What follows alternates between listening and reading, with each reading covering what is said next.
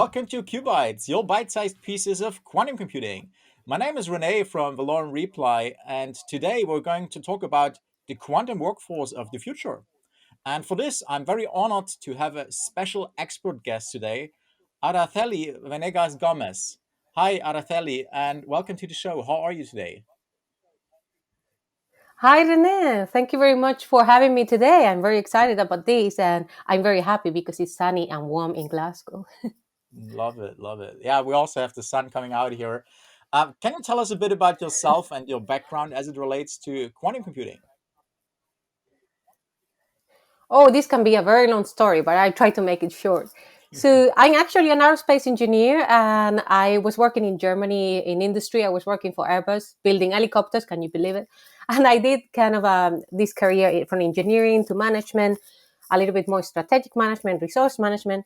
Sounds really good and excited, but in my free time, what I was doing is what everybody would do. What do you do when you have free time? Learning quantum physics. So that's what I did. I did a master in medical physics, and thanks to that, I started to learn about quantum.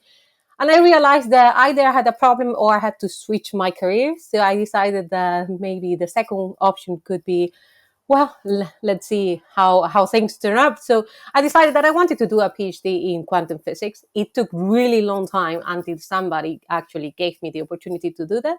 But I moved from Germany to Glasgow in Scotland, and I did a 1 year master's and then the PhD, and that's how I ended up into quantum and quantum technologies. And well, coming from industry to academia is completely different than what most of people do. And actually, I realized that I could strengthen that skill that it was understanding business and understanding industry and try to bridge the gap between that and what is the actual research, the fundamental academia mindset. And that's how I ended up creating Kureka a couple of years ago. That's awesome. Great story, actually. So you did some like different paths basically to get to your quantum computing knowledge, right? And so that's really interesting because I keep on hearing there's this skills gap when it comes to quantum computing, right? And what is your opinion? Are there at the moment too less skilled people for the, let's say, second quantum computing revolution? Are there too less people that have the knowledge that is required? That's a very good question. I think we should try to understand how the ecosystem is being built. So if we look at 2 3 years ago, even now, most of the science is still in the R&D phase, in the very early development phase of this. Is basically research. So the science and the fundamental research is what most of companies are still focusing on. Of course, you need to develop a product. You need to develop the commercial availability of what you are creating. But the fact that you focus more on the research side, you are looking for researchers, and this is what has been happening in the last years. Now, with this development of the technology, it comes that you need new skills, and what happens is that these new skills are not created, have not created so far.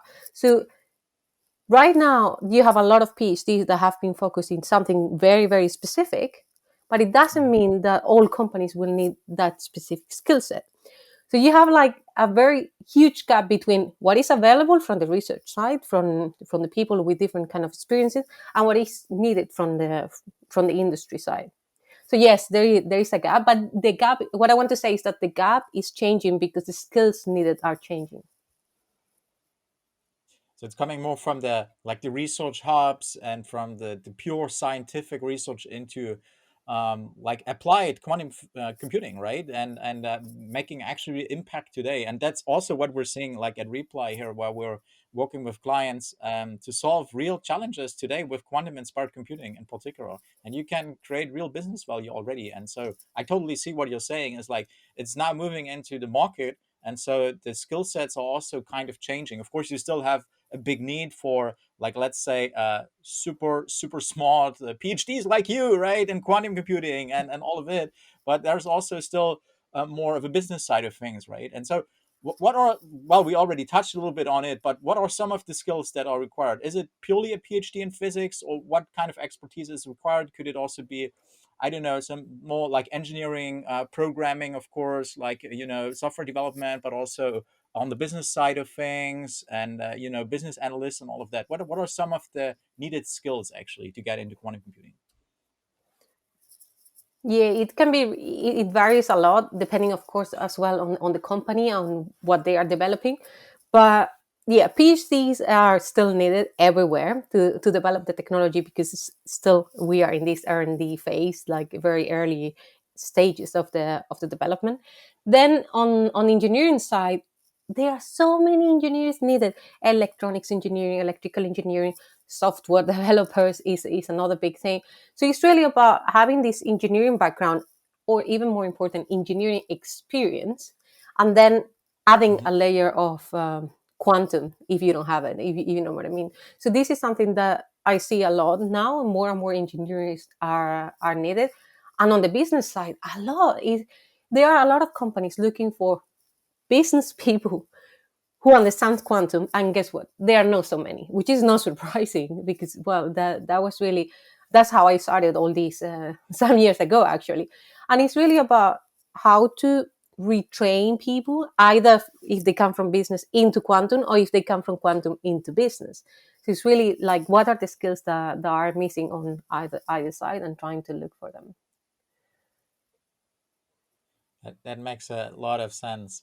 But do we have to wait for education to catch up in universities, or what can companies do today to solve the skills gap, right? Are there some, like, let's say, learning path, or online curriculums, or some private schools, or what's going on in that field? Do we have to rely on universities? I don't think we can just rely on the universities right now. And one thing why not is because really most of the people at universities are researchers, and they have another mindset, and they haven't been working on business, and they cannot teach that mindset. That is what is needed right now.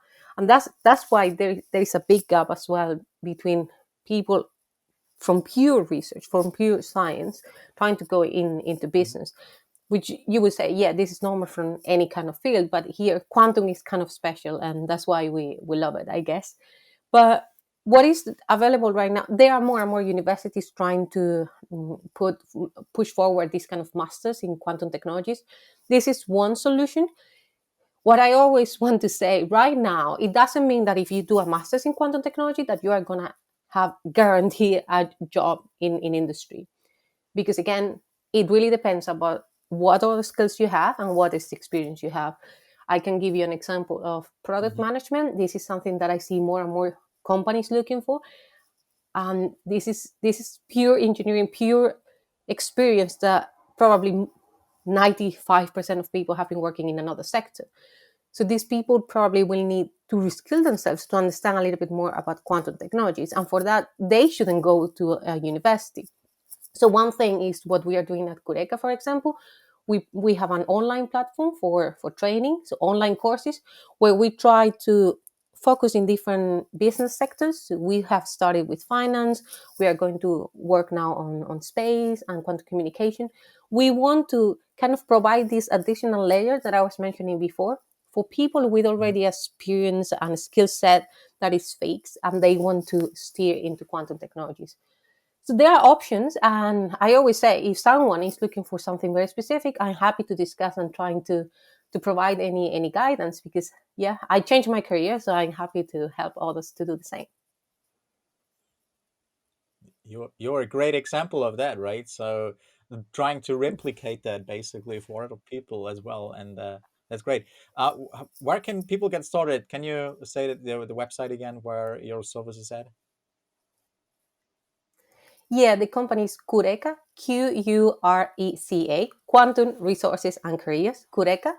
And the website is QuReca.com. So yeah, happy if they find me there. They can find me anywhere, and I can discuss with anyone in particular. I love to talk to individuals, because anyone can surprise with a fantastic career path, and you never know. Yes. Yeah, absolutely. And we will also put a link and the transcript of the video for sure so that people can just click on it. So yeah, thank you so much for sharing all these insights. Really an interesting journey, also from your personal side of things, and how you turned that into something to help other people in the end, right? To do similar things and to also basically learn and get into quantum computing. Again, thank you so much. Very much appreciated. Thank you, Rene. See ya. And thanks everyone for joining us today for another episode of QuBites, your bite-sized pieces of quantum computing. Watch our blog, follow our social media channels to hear all about the next episodes. Take care and see you soon. Bye bye.